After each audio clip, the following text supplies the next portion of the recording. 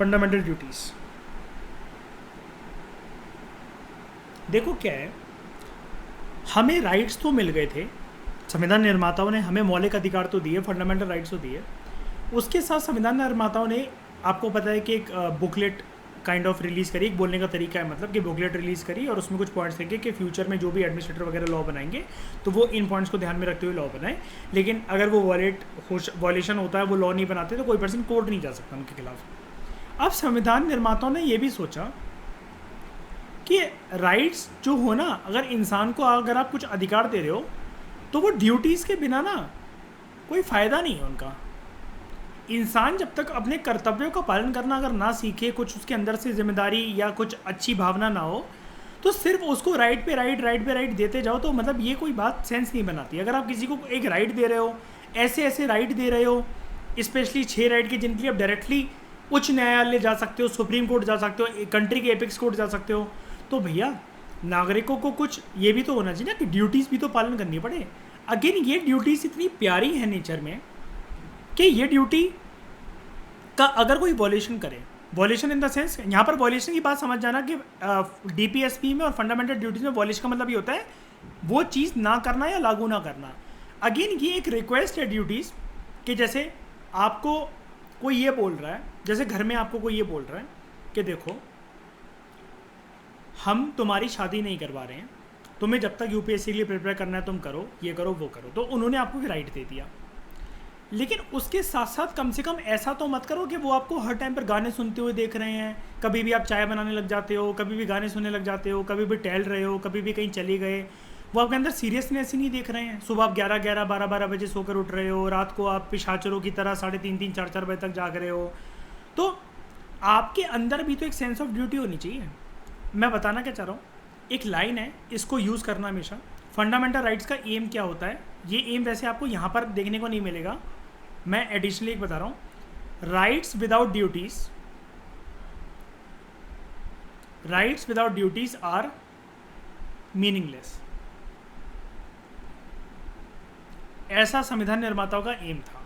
ठीक है, अब देखते हैं फंडामेंटल ड्यूटीज का। अच्छा एक और बात, अगर ये ड्यूटीज़ का वॉल्यूशन हो जाए, कुछ भी हो जाए, तो दीज आर नॉट एनफोर्सिबल और ना ही ये जस्टिशिएबल है, यानी कि आप अगेन कोर्ट नहीं जा सकते। तो आपने आज क्या क्या सीख लिया आगे बढ़ने से पहले? एफआर जल्दी बताओ मुझे, एक सेकंड के अंदर, एफआर जस्टिशिएबल है कि नहीं है, एनफोर्सिबल है कि नहीं है? डीपीएसपी एनफोर्सिबल है, जस्टिशिएबल है? फंडामेंटल ड्यूटी, अब इनके ऊपर ये अगर मैं स्टेटमेंट बोलूँ, जल्दी बताना मुझे, ट्रू और false. Fundamental rights are enforceable but not justiciable, false. DPSPs are neither enforceable nor justiciable, fundamental duties are enforceable and justiciable, false. Very good. आगे एक बात इंपॉर्टेंट, प्रिलिम्स के लिहाज से एक फैक्ट जल्दी इंपॉर्टेंट है कि ओरिजिनल कॉन्स्टिट्यूशन जो था हमारा, उसके अंदर कोई भी फंडामेंटल ड्यूटीज़ का कंसेप्ट नहीं था। और ड्यूटी किसके लिए, एक बात मैं आपको बताता हूँ, ये फंडामेंटल ड्यूटी फॉलो किसको करनी है, ये सिर्फ नागरिकों के लिए है। अगर कल कोई क्वेश्चन आ जाए ना, ये किसके लिए है, ये नागरिकों के लिए है, मतलब जो सिटीजन है। अच्छा अब ये भी बताऊँगा, ये भी एक इंटरेस्टिंग बात है कि ये सिटीजन कौन होते हैं, अगर डिफाइन करने को है कि हु आर सिटीजन, तो डोंट वरी, सिटीजनशिप हमारा चैप्टर है, आई थिंक 5वां या 6वां चैप्टर है, उसके अंदर आपको बताऊँगा। इनको ऐड कब करा गया, अगर ये ओरिजिनल संविधान निर्माताओं ने जो ये सोचा कि अगर ये नहीं थे, बाद में कब ऐड करा गया, तो these were added during the operation of internal emergency, जब इमरजेंसी चल रही थी 1975 to 77। इसका मतलब कौन से प्रधानमंत्री का हाथ था फंडामेंटल ड्यूटीज़ को इंसर्ट करने में? इंदिरा गांधी। ये पता है क्यों बोल रहा हूँ मैं? अब क्वेश्चन ऐसे आने लगे हैं कि जब ये अमेंडमेंट एक्ट आया था, या जब ये कोई चीज़ आई थी, कौन से प्रधानमंत्री ने करा, इस टाइम पर कौन से प्रधानमंत्री थे? ऐसे क्वेश्चन यूपीएससी पूछता नहीं था। पहली बार इसने इंट्रोड्यूस करे इस फ्लेवर के क्वेश्चन 2018 में, जब उसने ऑप्शन दिए थे जवाहरलाल नेहरू, इंदिरा गांधी, मोरारजी देसाई। आपको याद होगा अगर आप क्वेश्चन देखोगे, ये नाम इंपॉर्टेंट है। ठीक है, 42nd अमेंडमेंट एक्ट से इन्होंने ये करा था, ये हम पढ़ चुके हैं मिनी कॉन्स्टिट्यूशन में, 19 जो पॉइंट्स उसमें 1976 में। किसकी रिकमेंडेशन के बेसिस पे, याद है उधर इंडेक्स में पीछे लिखा हुआ था Swaran Singh committee, it gave effect to the Swaran Singh committee's recommendation. यही है, इस कमेटी की रिकमेंडेशन पे एक कमेटी बैठी थी सोरेन सिंह जी की अध्यक्षता में। तो जैसे ऐसा होता है कि कल को आप आईएएस बने ना, और आप सीनियर आईएएस बन गए, तो अंकिता आपका पूरा नाम क्या है? अंकिता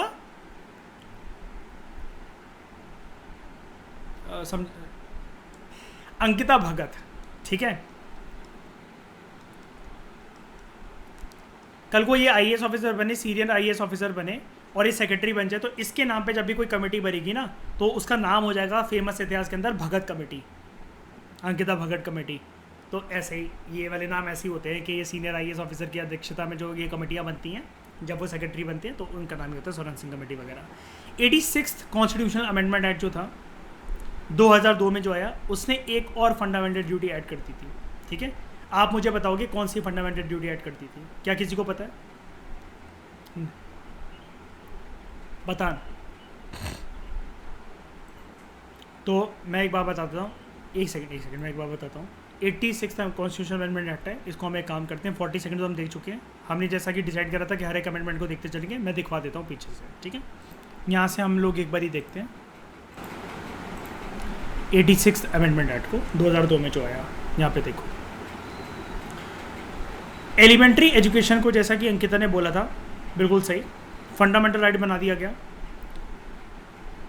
नया आर्टिकल ऐड करा गया, article 21A, right to education एक फंडामेंटल राइट बन गया। और ये डिक्लेयर करा गया स्टेट यानी कि कौन? सरकार, राज्य, फ्री और कंपलसरी एजुकेशन प्रोवाइड करेगा। क्या सबको? तो फिर हमारी फीस क्यों लगती है बे? To all children at the age of 6 to 14 years. अब ये स्टेट जो प्रोवाइड करता है ना, तो ये स्टेट इंस्टीट्यूशंस में प्रोवाइड होता है ये वाली चीज़। हम किस में पढ़ रहे हैं? हम जनरली प्राइवेट में पढ़ते हैं। कोई जो गवर्नमेंट उसमें पढ़ता है तो 6 to 14 ईयर्स ये जनरली फ्री। क्या ये वाली बात सबको पता है जो मैंने बोला? बताओ। और एक और बात बता देना चाहता हूँ, अलग अलग राज्यों में ये किस प्रकार से इम्प्लीमेंट होगा ये भी स्टेट डिटरमाइन कर सकता है कैसे होगा ये, ठीक है। दूसरी इसमें जो बात लिखी गई, इसमें सब्जेक्ट मैटर चेंज हुआ आर्टिकल 45 का डीपीएसपीस के अंदर, ठीक है।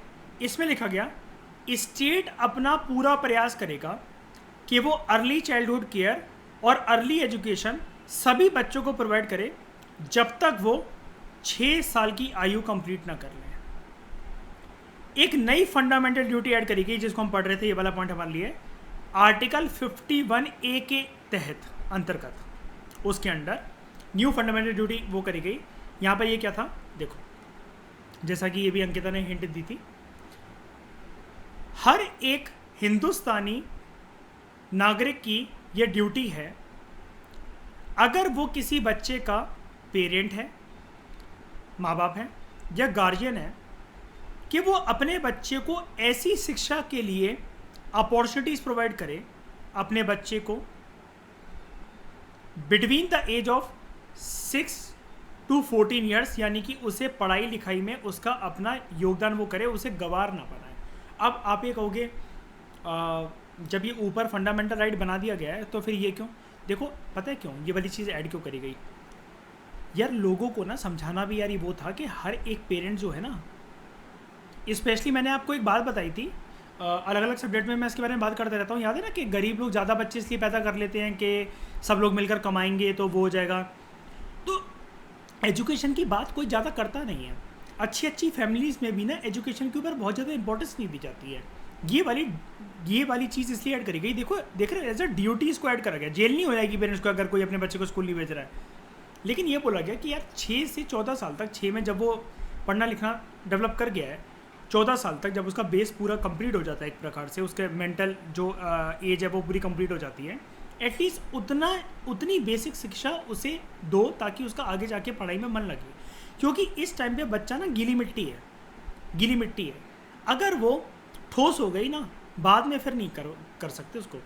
जैसे कि अगर जो पढ़ाई नहीं करता, आपके कोई रिलेटिव होंगे, कुछ भी होंगे, जो शोशाबाजी में गाड़ी घुमा ली, मोटी मोटी चेन पहन ली, गाड़ी पे गाने बज रहे हैं, गाड़ी चेंज करा ली, वूफर लगा लिए, काले शीशे लगा लिए, ऐसे लोग को आप बिठा के कभी पढ़वा नहीं सकते। ये तो फिर 0.1% पॉपुलेशन का कोई चमत्कार ही हो सकता है कि ऐसे लोगों का हृदय परिवर्तन और पता नहीं क्या ही हो गया, मैजिक हो गया कि वो पढ़ने लगे। ये चीज़ है, जो घर में नहीं पढ़ता उसको आप कैसे भी नहीं पढ़वा सकते। ये हमने कंप्लीट कर लिया। अब हम लोग वापस आते हैं अपने पेज नंबर पे।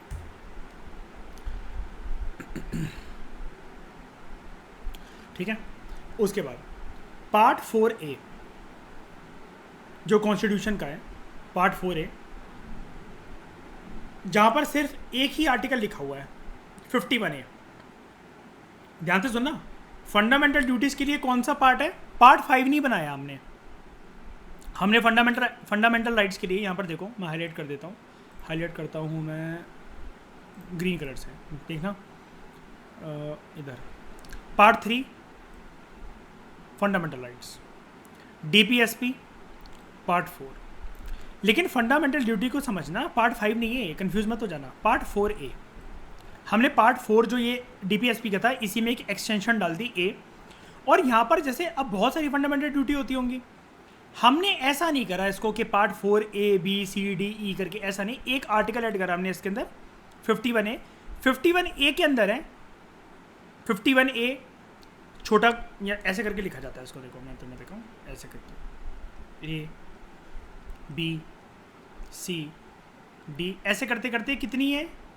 They consist of 11 fundamental duties, यानी कि A B C D E F G H I J K तक। ठीक है, अब इसमें कुछ एग्जांपल दे रखे हैं, डोंट वरी, हम फंडामेंटल ड्यूटीज में आराम से समझेंगे। कॉन्स्टिट्यूशन की रिस्पेक्ट करो, मतलब करो, एक रिक्वेस्ट है, समझ लो, ड्यूटी है कि आपकी ड्यूटी पालन करनी चाहिए। नेशनल फ्लैग की रिस्पेक्ट करो, नेशनल एंथम की रिस्पेक्ट करो, देश की स्वतंत्रता को कायम रखो, सॉवरेनिटी को प्रोटेक्ट करो, उसकी यूनिटी को और उसकी इंटेग्रिटी को। सभी लोगों के बीच में अपनी जिम्मेदारी लो कि आप भाईचारे को प्रमोट करोगे, रेदर देन कोई ऐसी बात फैला दो कि जिसकी वजह से दंगे हो जाएं। अपने रिच कल्चरल हेरिटेज को और अपने कॉम्पोजिट कल्चर को प्रिजर्व करके रखो। ये पता है क्या है ये वाली लाइन? ये बहुत प्यारी लाइन लगती है मुझे। ये वो वाली चीज़ है कि इसको प्रिजर्व रखने की बात क्यों करी गई। कॉन्स्टिट्यूशन मेकर जानते थे हिंदुस्तान का आदमी हरामखोर आदमी, स्पेशली वो आदमी ज़्यादा हरामखोर जो लाल किले पर जाकर एक गुप्त हवेली में अपनी बंदी के साथ जाके ये लिख रहा है, राजू लव्स रानी, एक हार्ट बनाकर, राजू लव्स रानी। ये उन लोगों के लिए कि अपने कल्चरल हेरिटेज को वो करो, वहाँ पर जाके ये अपने स्केच पेन लेकर जाके, चौक वॉक लेकर जाके ये मत लिखो, है ना, कि दीपांग लव्स क्यारा, राजू लव्स अडवाणी, ये राजू लव्स रानी, दीपांग लव्स क्यारा अडवाणी, ये सब बातें मत लिखो भाई साहब। उसकी ये बनाया गया था, ये जो मॉन्यूमेंट्स वगैरह है, इनकी कल्चरल हेरिटेज को प्रोटेक्ट करो। फंडामेंटल ड्यूटीज़ जो हैं वो एक प्रकार से डाली क्यों गई, ये एक प्रकार से हमारे लिए रिमाइंडर का काम करती हैं, अलार्म बजाने का काम करती हैं कि जब हम अपने राइट्स को एंजॉय कर रहे हैं ना, हमें इस चीज़ पर भी कॉन्शियस होना चाहिए। ठीक है, अब आप देख रहे हो, समझ रहे हो शैली इस चीज़ को, कॉन्शियस वर्ड कल की क्लास से एक्टिव होना चाहिए प्रेजेंट मोमेंट में, कि एकदम से आपको ध्यान आए कि आपके पास कुछ ड्यूटीज़ भी हैं जो कि आप इस कंट्री में रह रहे हो तो आपको वो पालन करनी चाहिए। अपने सोसाइटी के प्रति आपका कुछ कर्तव्य है, देश के प्रति कुछ कर्तव्य है, और फेलो सिटीजन्स यानी कि दूसरे नागरिकों के प्रति आपका कुछ कर्तव्य है। लेकिन बात वही है, just like directive principles, fundamental duties भी दे आर नॉन जस्टिशिएबल, या फिर आप इसको कह सकते हो नॉन एनफोर्सिएबल। यानी कि इसका मतलब क्या हुआ अनुज, हम कोर्ट जा सकते हैं कि नहीं जा सकते?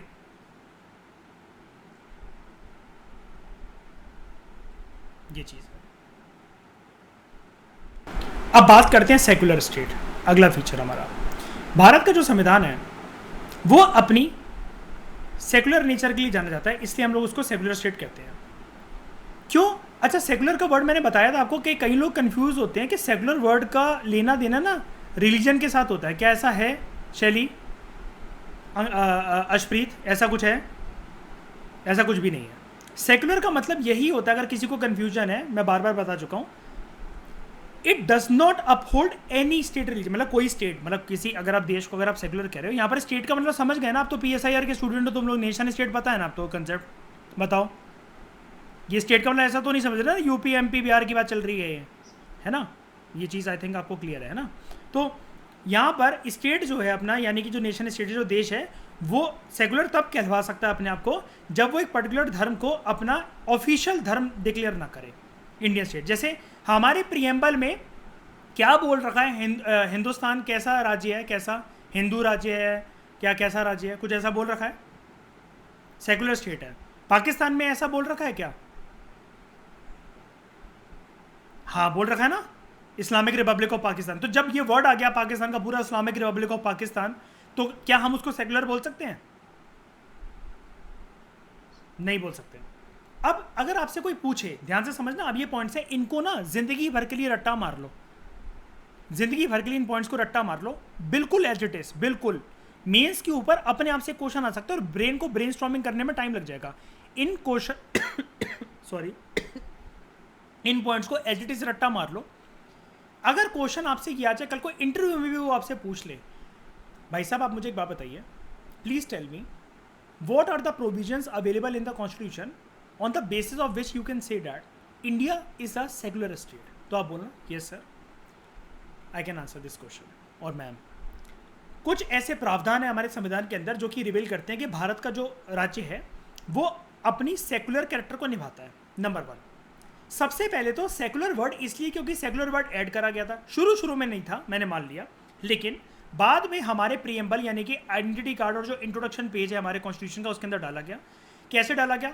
इंदिरा गांधी जी की वजह से 42nd अमेंडमेंट एक्ट जो कि आता है 1976 में।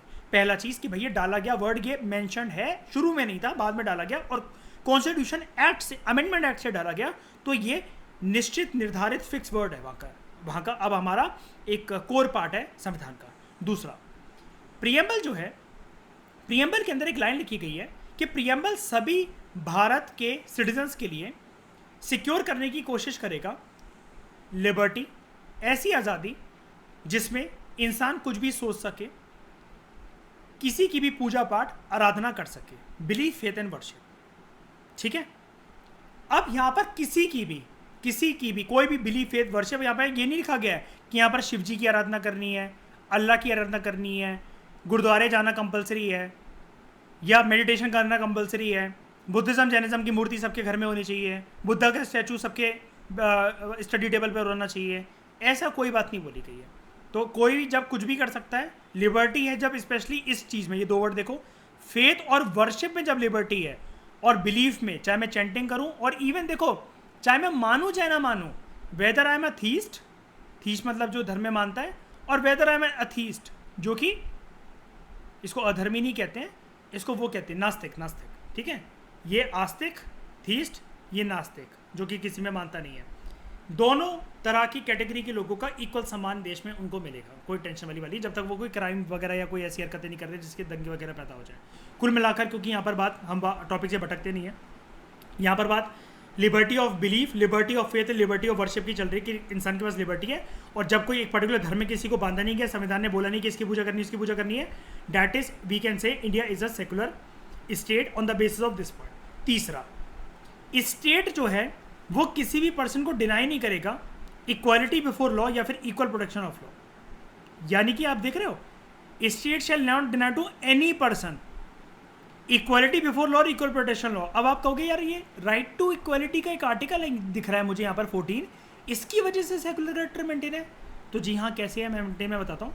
अगर यहाँ पर लिखा होता स्टेट यहाँ पर सबसे पहली प्रायोरिटी हिंदू को देगा पॉपुलेशन के हिसाब से, फिर मुसलमानों को देगा, फिर सरदारों को देगा, अगर इस प्रकार की हिरार्की यहाँ पर लिखी होती कि पहली प्रायोरिटी किसे मिलेगी किसे नहीं मिलेगी, लेकिन यहाँ पर state shall not deny to any person equality before law के, भैया अगर आपके खिलाफ कोई क्राइम हुआ है तो आपसे स्टेट या कोर्ट ये नहीं पूछेगा तुम्हारे साथ तो ये होना ही था, तुम तो हो ही क्रिश्चियन।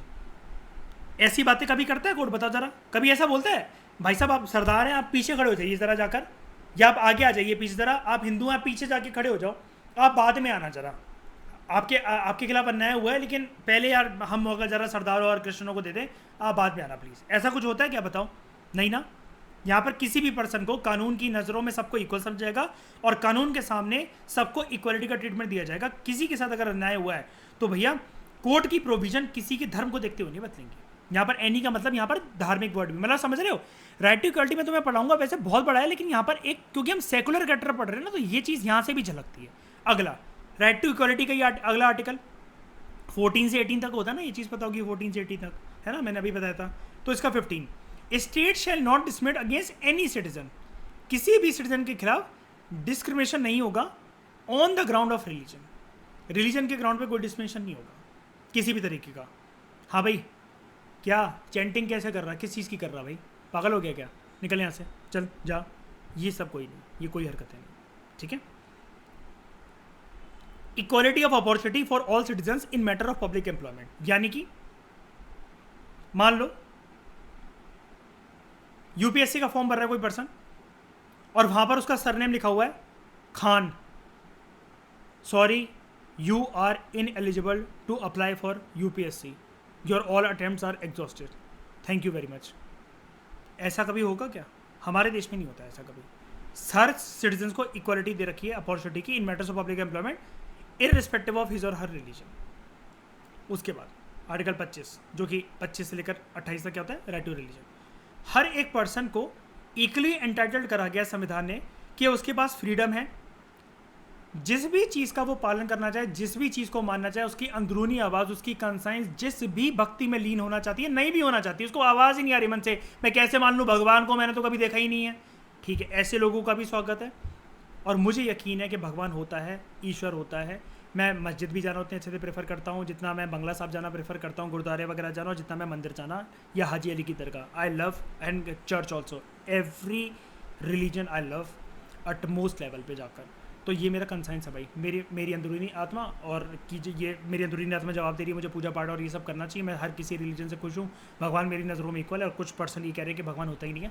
आपकी भैया आपकी कंसाइंस, योर फ्रीडम, आपकी इनर वॉइस, और आप किसी भी रिलीजन को जैसे मर्जी चाहो आप फ्रीली प्रोफेस करो, प्रैक्टिस करो और उसको लोगों को ज्ञान दो। जैसे if I love Buddhism, I will tell everybody that table पे बुद्धा की मूर्ति रखो अपनी स्टडी टेबल पे, बुद्धा की चैंटिंग कर सकते हो और दिन में 2 से 3 बार मेडिटेशन कर सकते हो। मैं प्रोपोगेट कर रहा हूँ, मैं लोगों को बता रहा हूँ, मैं लोगों को हनुमान जी के बारे में बता रहा हूँ, मैं लोगों को बता रहा हूँ कि आप दरगाह जाया करो, मैं लोगों को वो बोल रहा हूँ कि गुरुद्वारे का, अगर आपके जीवन में बहुत टेंशन है, गुरुद्वारे में लगातार 40 दिन चले जाओ, वहाँ पर तो मेंस्ट्रुअल साइकिल की भी दिक्कत नहीं होती है उस रिलीजन के अंदर, और आप चलिया करो 40 दिन तक लगातार गुरुद्वारे जाओ, आपकी हर मनोकामना पूरी होगी। अब ये क्या कर रहा हूँ मैं प्रोपोगेट कर रहा हूँ आई एम। और मैं ये भी हूँ, मैं किसी, और ये भी ऐसे लोग भी अलाउड है कि हम ये बता रहे हैं कि ईश्वर को मूर्ति पूजन में आराधना मत करो, ठीक है, हाँ, और उसको सिर्फ भक्ति भाव से पूछो। कुछ ऐसे लोग भी हैं, हाँ भाई क्या है भगवान, क्या देखा है तुमने, प्रूफ दे, इधर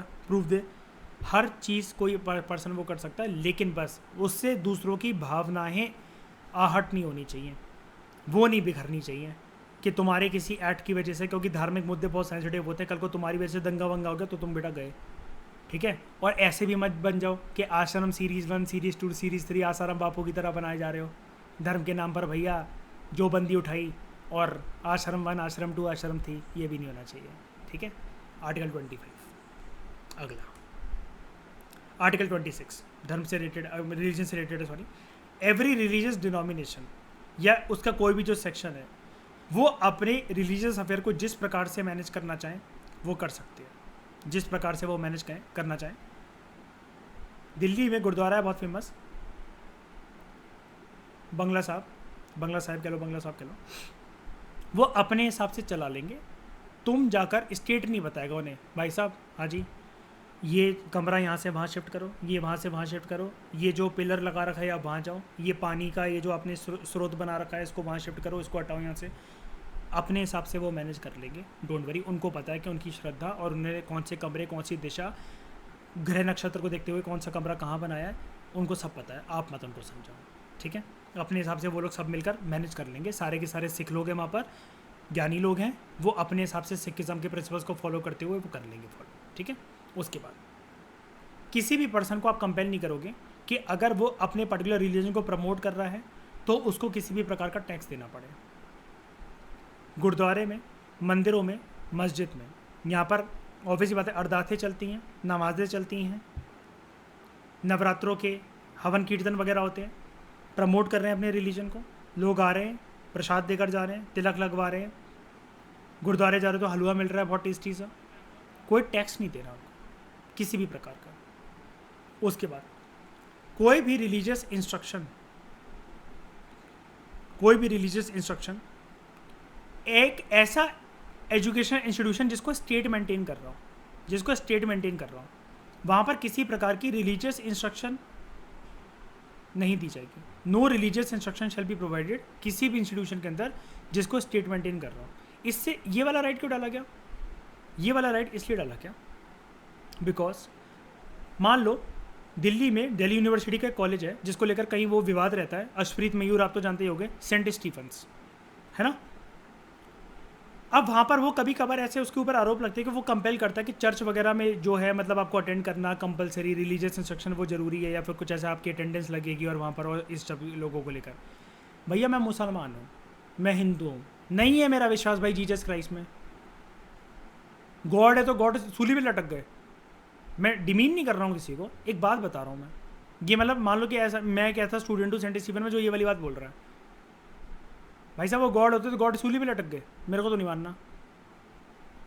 मैं तो नमाज़ करने में बिलीव रखता हूँ फर्स्ट टाइम, और हमारे घर के अंदर हराम है कहीं और जाके ऐसे ये पूजा पाठ और ये इंग्लिश के अंदर आरतियाँ गाना, मैं तो नहीं गाऊँगा। तो आपको रिलीजियस इंस्ट्रक्शन किसी एजुकेशन इंस्टीट्यूशन में, जिसको स्टेट, यहाँ पर स्टेट क्या है, दिल्ली यूनिवर्सिटी, दिल्ली गवर्नमेंट चला रही है, DU को आपको कंपेल नहीं करा जा सकता। You can directly go to the supreme court because it is a violation of fundamental right. पकड़ कर, अच्छा तुमने कभी पकड़ के देखा है कि मंदिरों के बाद पुजारी खड़े हो गए, गुरुद्वारे के बाद ये सरदार खड़े हो गए सारे के सारे, और ये मस्जिदों के बाहर ये मुसलमान खड़े हो गए, पकड़ के लोगों को रोड से उठा कर, चल नमाज कैसे नहीं करेगा, चल तू बंगला साहब कैसे नहीं घुसेगा। कभी अशप्रीत देखा कि पकड़ के बंगला साहब में डुबकियाँ लगवा रहे हो वो लोगों को? ऐसा तो नहीं होता ना, यही चीज़ है, कभी किसी को कंपेल नहीं कर सकते। ये 4 ब्यूटीफुल आर्टिकल्स है रिलीजन से रिलेटेड, ठीक है, जो कि सेकुलर कैरेक्टर को हमारे मेंटेन करके रखते हैं। उसके बाद 29 एंड 30, 29 एंड 30 क्या थे, रिकॉल करो, यहाँ पर देखो ऊपर 29 and 30, cultural and educational right. Any section of the citizen, कोई भी सिटीजन हो या सेक्शन हो, उनके पास राइट होना चाहिए कि वो अपने, अगर अलग प्रकार की उसकी लैंग्वेज है, कोई स्क्रिप्ट है, कोई कल्चर है, उसको प्रिजर्व करके रख सकें, उसको कंजर्व या प्रिजर्व करके रख सकते हैं, ऐसा आर्टिकल 29 में बोला गया। जिसमें आपने मुझे कुछ दिन पहले हम लोगों को विश करा था हैप्पी राजा फेस्टिवल, है ना, मुझे नहीं पता था कि वो क्या है ना, मुझे नहीं पता था, हम लोगों को नहीं पता था, हमारे ग्रुप में से किसी को नहीं पता था, आई थिंक आपने बताया सब वो करके आप उससे मना रहे हो। मैंने क्या आपसे ये बोला कि हमारे फाउंडेशन कोर्स में इस प्रकार का कोई फेस्टिवल नहीं मनाएगा? बताओ, जो मैं मनाता हूँ सिर्फ वही मनाएंगे आपके पास, क्योंकि आपके कल्चर के। अच्छा, और एक और बात भी है, ओडिशा में ऐसा तो नहीं है सिर्फ आप ही मनाते हो, और भी लोग मनाते होंगे इसको। लेकिन अशप्रीत कभी दिल्ली में ऐसा, जनकपुरी में सुना है कि कोई ऐसा फेस्टिवल मना रहा है ये वाला? है नहीं ना मिस्टर, ये क्या कहते हैं, ये राजा फेस्टिवल तो कोई नहीं सुना। तो इनको क्यों मनाने दे रही है फिर भारत की सरकार? इस आर्टिकल की वजह से। इनके पास राइट है to conserve its distant language, script और कल्चर, इनके कल्चर का पार्ट है। अब जैसे आप कल ही इसमें बोल रहे थे मैं नॉनवेज सर खाना छोड़ दूंगा, थोड़ा टाइम दीजिए, एक्चुअली हमारे कल्चर का पार्ट है, वर्ड यूज़ करा था ना आपने, आपके कल्चर में खाया जाता है, बस वही वाली बात है, बस फूड कल्चर। उसके बाद 30 सारे माइनॉरिटीज़। अच्छा, माइनॉरिटी क्या होते हैं? सिंपल, एक तो पहले मैं बच्चों वाली टोन में बात करता हूँ, जो मेजॉरिटी नहीं होते वो माइनॉरिटी होते हैं। लेकिन माइनॉरिटी क्या है हमारे देश में? माइनॉरिटी में किससे बोलूँगा, कौन माइनॉरिटी है बताओ? जिनकी पॉपुलेशन कम होती है, बस सिंपल, बस इसको कोई कॉम्प्लिकेशन की ज़रूरत नहीं है, जिनकी पॉपुलेशन कम है। अगर मैं कंपेयर करूँ, ऐसा बताओ मुझे, क्रिश्चियंस मेजॉरिटी में है या फिर सिख मेजॉरिटी में है? नंबर्स के हिसाब से ऑब्वियस ही बात है, मेजॉरिटी माइनॉरिटी नंबर के हिसाब से ही होता है। नहीं, इन दोनों का कंपैरिजन कर रहा हूँ मैं, क्रिश्चियन मेजॉरिटी में है या फिर सिख जो है सरदार है वो मेजॉरिटी में, बताओ इन दोनों का कंपैरिजन। सिख है, ठीक है। हिंदू मेजॉरिटी में है या फिर क्या कहते हैं, पारसी मेजॉरिटी में है? हिंदू, ठीक है। अब देखो, सारे के सारे जो माइनॉरिटीज़ हैं, अब मैं माइनॉरिटीज़ भी आपको पढ़ाऊंगा आने वाले चैप्टरों के अंदर जब हम फंडामेंटल राइट्स करेंगे। अच्छा, फंडामेंटल राइट्स का ना चैप्टर सेंसिटिव होता है, इसलिए मैं बहुत कुछ यहाँ पर ना बोलना नहीं चाह रहा। सेंसिटिव इन द सेंस कि कैसे, वो वाली बातें आपको, जैसे एक होता है ना कि हम बोलने को तो कुछ भी बोल लें, लेकिन उससे क्या है कि आपको जब ऐसे एग्जाम्पल अगर आप सुन लोगे ना अगर मेरे मुँह से, तो आपको फिर ना वो टोन ना डेवलप कर लोगे आप, और आंसर राइटिंग में अगर यूज़ करोगे ना तो आपके मार्क्स कट जाएंगे, पूरा का पूरा पेपर आपके हाथ से निकल जाएगा। मैं इसलिए जो फंडामेंटल राइट्स के जितने आर्टिकल शुरू से चल रहे हैं ना, सेक्युलर कैरेक्टर जो इंडिया के बता रहे हैं, मैं छोटी छोटी हिंट आपको इसमें इसलिए दे रहा हूँ, छोटे छोटे एग्जाम्पल। डिटेल्ड वर्जन ना एक आर्टिकल 3 दिन लगाकर कंप्लीट होगा हमारा फंडामेंटल राइट्स के चैप्टर में, इतनी डिटेल्ड है वहाँ पर प्रोविजन, और वहाँ पर एग्जाम्पल भी इतने समझ पाओगे कि फंडामेंटल राइट्स का कोई करंट अफेयर आ गया ना अगर विजन की मैगजीन के अंदर, तो आप करंट अफेयर तो पक्का नहीं पढ़ोगे उसका, क्योंकि आप कहोगे भाई इससे ज़्यादा नॉलेज मुझे है। ये तो करंट का एंगल है ना, मुझे तो उसका पूरा बैकग्राउंड स्टैटिक पोर्शन के साथ पता है ये वाली चीज़। इसमें क्या भाई, एक वाई न्यूज़ ही तो लिखा हुआ है, नहीं देखना मुझे, क्यों देखूँ मैं। सारे माइनॉरिटीज़ जो हैं उनके पास एक राइट है कि वो अपने एजुकेशन इंस्टीट्यूशन को इस्टेब्लिश कर सकते हैं और एडमिनिस्टर कर सकते हैं अपने हिसाब से। अब देखो ये फ़र्क, देखो ये फ़र्क, मैं इसको बना रहा हूँ ब्लू कलर से बनाता हूँ। ये देखो यहाँ पर ये लिखा हुआ था कोई भी रिलीजियस इंस्ट्रक्शन जो है एक ऐसी किसी संस्था में नहीं, ये स्कूल कॉलेज वगैरह में नहीं दी जाएगी जिसको स्टेट मेंटेन कर रहा है। आर्टिकल 28 एक मतलब पाबंद लगा रहा है, लेकिन वहीं पर आर्टिकल 30 एक ये राइट दे रहा है माइनॉरिटीज़ को। अब माइनॉरिटी ये बोलते हैं आर्टिकल 28 को देखकर, यार हम भी ये चाहते हैं कि हमारी कम्युनिटी जो है पारसी कम्युनिटी, उसमें लोग तालीम ले इस चीज़ की, सीखे बच्चे क्योंकि अभी गीली मिट्टी हैं, वो सीखे कि कैसे हमारे अंदर पूजा पाठ होती है, हमारी क्या प्रेयर्स हैं क्या नहीं है। तो माइनॉरिटी को एक अधिकार दे रखा है कि 28 आर्टिकल अगर तुम्हें थोड़ा सा मतलब ऐसा लग रहा है कि चुभ रहा है तो तुम 30 का इस्तेमाल कर लो, तुम अपने खुद के स्कूल कॉलेजेस वगैरह खोल लो जो कि माइनॉरिटी इंस्टीट्यूशंस होंगे, तुम वहाँ पर जाकर अपने एजुकेशन इंस्टीट्यूशन को अपने हिसाब से एडमिनिस्टर करो और वहाँ तुम ये चीज़ कर सकते हो। अब क्या होता है, जैसे for example SS Mota school है, जैसे यहाँ पर एसएस मोता, या फिर आप वो जानते होगे ना मुसलमानों में मदरसा होती हैं जहाँ पर ये रिलीजियस इस्लामिक इंस्ट्रक्शन दी जाती हैं है ना, मदरसा होती हैं। और ऐसी कोई मतलब जैसे मतलब मान लो कि खालसा कॉलेज है। अब यहाँ पर बात कर लो सेंट स्टीफेंस की, कि आर्टिकल 28 अगर इस्तेमाल है तो सेंट स्टीफन खालसा कॉलेज या फिर जीजस एंड मैरी कॉलेज या ये चल कैसे रहे हैं आर्टिकल 30। और यहाँ पर इनको अलावा है, जैसे एक बार बताओ कि मॉर्निंग प्रेयर या कुछ भी हो रही है, अब एसएस मोता स्कूल में अगर अशप्रीत बताओ थोड़ी सी अगर अरदास वगैरह कुछ हो रही है प्रेयर असेंबली, तो वहाँ पर स्टूडेंट की चॉइस मतलब पेरेंट्स की चॉइस थी ना कि उन्होंने बच्चों का एडमिशन करवाए देखते हुए सरदार स्कूल है, सरदार ज़्यादा है यहाँ पर, बताओ तो क्या उसमें कुछ गलत बात है? राइट तो था ही है ना पेरेंट्स के पास, है ना। हाँ, जिसको अटेंड नहीं करनी वो प्रेयर ये बोल के कि sorry I can not attend, ये मैं मतलब है ये स्कूल ऐसा, अब ऐसा तो नहीं कि सरदारों को एडमिशन मिला, लेकिन मैं यार क्रिश्चियन हूँ तो मैं नहीं कर पाऊंगा अटेंड, तो आपको कोई पकड़ के नहीं कि असेंबली के अंदर कैसे खड़ा नहीं होगा, असेंबली खड़ी हो गई, लेकिन जब वो अरदास वगैरह अगर उससे चल रही है अगर नहीं सुननी उसे, तो ये चीज़ है कि वो जा सकते हैं वहाँ से, ठीक है। आप उसे कंपेल नहीं कर सकते किसी बच्चे को या किसी स्टूडेंट को। तो यहाँ पर देखो सारे माइनॉरिटीज़ जो है उनके पास राइट होता है to establish and administer education institution of the choice. और लास्ट है वही जो अभी हम डिस्कस कर चुके हैं, स्टेट अपना प्रयास करेगा कि वो सारे सिटीजन्स के लिए एक यूनिफॉर्म सिविल कोड लेकर आए, और ऐसा बोला गया आर्टिकल 44 में। इसके ऊपर 2 से 3 बार यूपीएससी के मेंस में क्वेश्चन आ चुका है, यूपीएससी के मेंस में, ठीक है। अब यहाँ पर ना क्या है कि भारत का जो कंसेप्ट है ना सेक्युलरिज्म का, वो थोड़ा वेस्टर्न कंसेप्ट से अलग है। अश्वित आप इस चीज़ को रिकॉल कर पाओगे, है ना, हमने पढ़ा था इसको 11th क्लास की एनसीईआरटी में, है ना।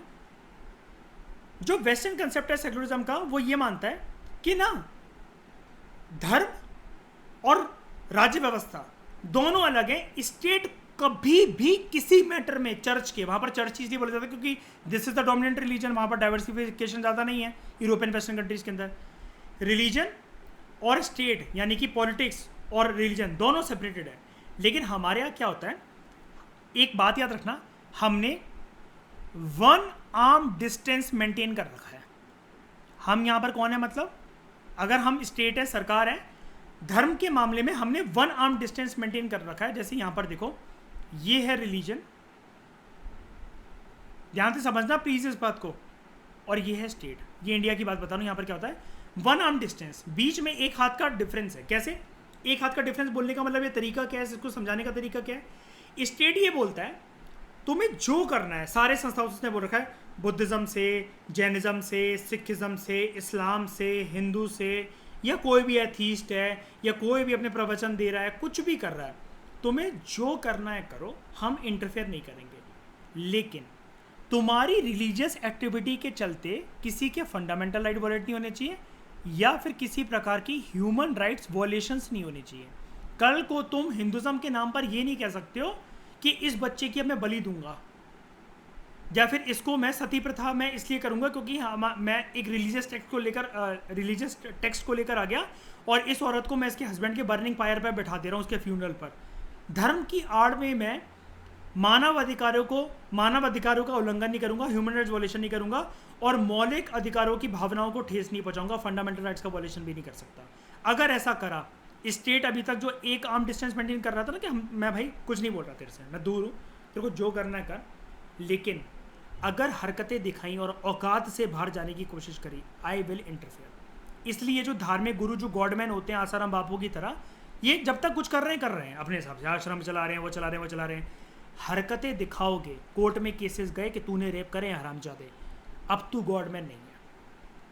चोटी पकड़ के, तेरी दाढ़ी पकड़ कर तेरे को थाने लेकर जाया करेगा, और वो तेरे पिछवाड़े में चमकाया जाएगा कि तू टॉयलेट सीट पर भी नहीं बैठ पाएगा, और लोगों की इससे नजरें भी खोली जाएंगी कि ऐसे किसी इंसान के भरोसे का कंधा मत लो।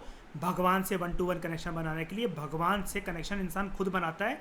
कितने रास्ते होते हैं? अनगिनत रास्ते होते हैं। अपना रास्ता खुद चुनो, ये चीज। अब एक क्वेश्चन ये बन सकता है, जो ये वेस्टर्न जो सेक्युलरिज्म है ना, वेस्टर्न कंसेप्ट जो है कि स्टेट और जो रिलीजन है वो एक दूसरे से आर्म डिस्टेंस मेंटेन करके रखेंगे, इसको पता है क्या बोलते हैं दोस्तों? कंफ्यूज मत हो ना, इसको बोलते हैं हम लोग, ये नेगेटिव कंसेप्ट है सेक्युलरिज्म का। हमारा वाला जो है ना, हमारा वाला जो है इंडिया का, इंडियन सेक्युलरिज्म का जो कंसेप्ट है सेक्युलरिज्म का, इसको हम लोग बोलते हैं positive concept of secularism. Positive क्यों? देखो, अब मैं नेगेटिव पॉजिटिव बताता हूँ, इसके पीछे एक लॉजिक है, क्योंकि आपको इंटरव्यू में बोलना पड़ सकता है या मीन्स में लिखना पड़ सकता है। ध्यान से समझो इस बात को, लिखोगे क्या, बोलोगे क्या। नेगेटिव इसलिए वेस्टर्न का कंसेप्ट, यार मुझे एक बात बताओ, तुम चर्च में बिल्कुल इंटरफेयर ही नहीं करोगे, तुमने साफ बोल दिया, साफ। जब मुझे एक बात बताओ, अगर मैं आपको ये बोल दूं, अशप्रीत, आपके पेरेंट्स आपको ये बोलते हैं बेटा तेरे को जो करना है कर, हम कुछ नहीं बोलेंगे, नाइट आउट करना है, घर आना है, नहीं आना, वो करके, तो आप तो मतलब रेड बुल पी के वो नहीं बन जाओगे। मेरे तो विंग्स लग गए भाई, मुझसे आवारा तो अब इस खानदान में मुझसे आवारा आप कोई बनकर दिखाते तो मैं बता दूं, चुनौती दी है मैंने, इतना उड़ूंगी स्काई 9 को भी क्रॉस कर दूंगी मैं, क्योंकि आपको डर ही नहीं है फिर जब आपसे किसी ने ऐसा बोल दिया। जब आपको ये दिलासा है कि आपका फ़ोन कोई चेक नहीं करता, आपके फ़ोन का लॉक कोई नहीं खोलता, और अब तो भाई भी चला गया जैसे, ठीक है, कुछ जो मर्जी करो, क्या चैट वैट हटाने की ज़रूरत है या क्या करने की ज़रूरत है बताओ, आराम से रखो फोटोज निकाल के, ठीक है। ये है नेगेटिव कंसेप्ट सेक्युलरिज्म का, जो कि इनएप्लीकेबल है इंडियन सिचुएशन में। क्यों? हम लोग भाई, एक बार बताओ, धार्मिक संस्थाओं के हाथों में, जो कि इतना डाइवर्सिफाइड, इतने सारे रिलीजन है जिनकी कोई गिनती नहीं है। देखो, हम तो गिने चुने नाम जानते हैं ना, बुद्धिज्म, जैनिज्म, सिखिज्म, इस्लाम, हिंदुज्म और ज़ोरोआस्ट्रियनिज्म। अच्छा, पारसी के धर्म को ना ये बोलते हैं, अगर आप जानो ना, ज़ोरोआस्ट्रियनिज्म, ये होता है पारसी धर्म। पारसीज अक्सर, अंकित आपको पता होगा, मुंबई में मिलते हैं, मारो डिगरो, है ना, यही होते हैं वो धमाल के, वो जो होते हैं ना कैरेक्टर, सर पे टोपी लगाए, और रुस्तम मूवी के अंदर जो अक्षय कुमार ने रोल निभाया था, ये पारसी थे। मारो डिगरो करते रहते, पारसी कम्युनिटी। लेकिन हाँ, बोमन ईरानी भी वही है, और इनके वो क्या कहते हैं, ये लोग करोड़पति बहुत होते हैं एक्चुअली, करोड़पति बहुत। अच्छा, कौन सी कंट्री से लोग आए थे हमारे देश में? कोई मुझे बता सकते हैं लोग कौन है? हाँ, जड़ कहाँ है? जड़ क्या है? क्या है इनकी जड़? ज्यूस, याद है जब ये माइग्रेट करे ना, हाँ, जब ये माइग्रेट करे ना हिटलर, हाँ यही है, ये जब हिटलर के डर से ये भागे ना इधर उधर, इजराइल और ये सब करके, कुछ सेक्शन जो हिंदुस्तान आया, ये है ज़ोरोआस्ट्रियनिज्म का ये करके, और पारसी जिनको बोलते हैं हम लोग हिंदुस्तान में। जैसे आपको एक बात पता होगी, जो क्या कहते हैं, जो केरला में जो काफ़ी सारे जो क्रिश्चियंस है, वो उनकी जड़ बाहर से है, हिंदुस्तान के बाहर से, पता होगी ये वाली बात, है ना, क्रिश्चियंस जो हैं, ये चीज़ है। मैं बताऊंगा आगे, गोवा और उसकी पूरी कहानी बताऊंगा, जस्ट वेट फॉर द, कि जब मेडिवल और जो मेडिवल खत्म हो गया, जब मॉडर्न हल्का सा स्टार्ट होता है ना, तो वास्को डी गामा के आने से पहले जो आए थे और इन्होंने कैसे मतलब यहाँ पर स्थापना करी, सब बताऊंगा मैं, ठीक है। उसके बाद इंडिया का ये कंसेप्ट पॉजिटिव क्यों है? पॉजिटिव इसलिए भैया, मैं तुम्हें लिबर्टी पूरी दे रहा हूँ। जैसे अशप्रीत, आपको पापा ने बोला बेटा यूपीएससी की तैयारी तो करिए, जो मर्जी करना है कर, हमारे तेरे ऊपर ट्रस्ट है, लेकिन अगर तूने ट्रस्ट तोड़ा तो घुटने के कटोरे निकाल लेंगे हम तेरे। तो इंडिया का जो कंसेप्ट है वो पॉजिटिव है। मैंने बताया पॉजिटिव क्यों, क्योंकि हम कभी भी रिलीजन के उसमें पूरा छोड़ नहीं सकते। अगर हमने छोड़ा तो खुद सोच के देखो, कल को तो भाई सती प्रथा फिर से वैलिड हो जाएगा, हो जाएगा कि नहीं हो जाएगा? किसी की बलि देना फिर से वैलिड हो जाएगा, और ऐसे धर्म की आड़ में बहुत कुछ हो सकता है। अब वहाँ पर मैं तुम्हें एक बात बताऊंगा, जब मैं तुम्हें वर्ल्ड हिस्ट्री कराऊंगा ना एक बात बताऊंगा, पता है जो ऑर्थोडॉक्स चर्च है ना वेस्टर्न कंट्रीज के अंदर, वेस्टर्न यूरोपियन की कंट्रीज के अंदर, इनको क्लर्जी कहते हैं। वैसे आपको पता होगा क्लर्जी, दो कंसेप्ट यूज होते थे फ्रेंच रेवोल्यूशन से पहले, अगर आपने सुना क्लर्जी नोबिलिटी ऐसा कुछ है ना, 3 एस्टेट सिस्टम। तो यहाँ पर जो क्लर्जी थे ना, बहुत पुराने टाइम की मैं बात बता रहा हूँ, बहुत पुराने टाइम की क्लर्जी जो ऑर्थोडॉक्स चर्च है, ये पता क्या करते थे, मतलब कैसे, ये ना लोगों को ऐसे, और आपको पता है धर्म हमेशा लोगों की साइकोलॉजी से खेल लेता है। अब अर्शप्रीत आपको पता होगी ये वाली बात, आपको और आशिमा को मैं बता चुका हूँ पहले ही। ये लोग क्या बोलते थे कि जिनकी लड़कियां हुई है ना, आप चर्च में अपनी लड़कियां भेजो, हमारे पास 2 वो लड़कियां, और कभी कभार ऐसे आरोप भी हैं कि इन्होंने रेप करा हुआ है लड़कियों का, और ये बदले में माँ बापों को सर्टिफिकेट देते थे कि ये है सर्टिफिकेट, पता है किस चीज़ का, हेवन जाने का, स्वर्ग जाओगे ये सर्टिफिकेट लेके, अपनी बस लड़कियां दान कर जाओ चर्च में, और फिर ये लड़कियों के साथ कुछ भी हो।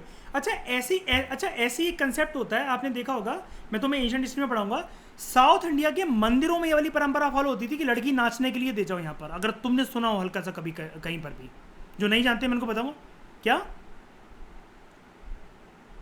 देवदासी प्रथा, वेरी गुड यार, वेरी गुड, देवदासी सिस्टम, लड़कियां। अब अच्छा मुझे एक बात बताओ, लड़कियां यहाँ पर नाचने के लिए दी जा रही है, तो तुम्हें ये लगता है कि वो उनकी बॉडीली इंटेग्रिटी या फिर बिल्कुल वहां पर सब कुछ सिक्योर होगा, उनको टच नहीं करा जाएगा? बताओ, ऐसा लगता है? गारंटी है? नहीं ना, ये चीज़ है।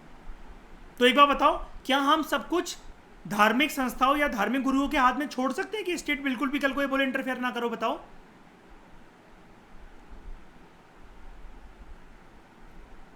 है ना?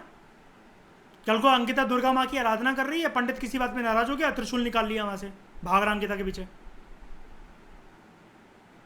अंकिता कह रही मैंने क्या करा, कहता अभी बताता हूँ क्या करा, उसको गलती समझ में नहीं आ रही। बताओ, इंडियन कॉन्स्टिट्यूशन जो है वो पॉजिटिव कंसेप्ट फॉलो करता है सेकुलरिज्म का, that is giving equal respect to all religions and protecting all religions equally.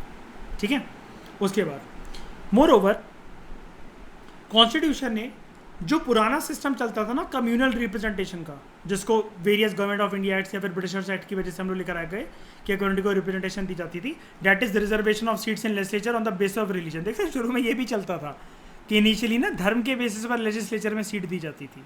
ठीक है, इसको कॉन्स्टिट्यूशन ने अबॉलिश कर दिया। तो पॉइंट नंबर 13 एक बार हम लोग देख लेते हैं। पॉइंट नंबर 13, ऐसा कम्युनल रिप्रेजेंटेशन का सिस्टम, यहाँ से फिल्म्स का आपका फैक्ट निकल सकता है, गवर्नमेंट ऑफ इंडिया एक्ट 1909, 1919 और 1935 में प्रोवाइड करा गया था, इसको ख़त्म कर दिया गया है। कहाँ गया? हाँ ठीक है, लेकिन फिर भी हम लोग रिलीजन के बेसिस पे तो नहीं, लेकिन टेम्पररी सीट्स रिजर्व करके मतलब रिजर्वेशन देते हैं किसको? शेड्यूल्ड कास्ट को, शेड्यूल्ड ट्राइब्स को, उनका, ताकि एडिक्वेट तरीके से रिप्रेजेंटेशन हो सके अलग अलग जगह पर। बताओ समझ में आई इतनी बात? पक्का? Thank you very much for discussion.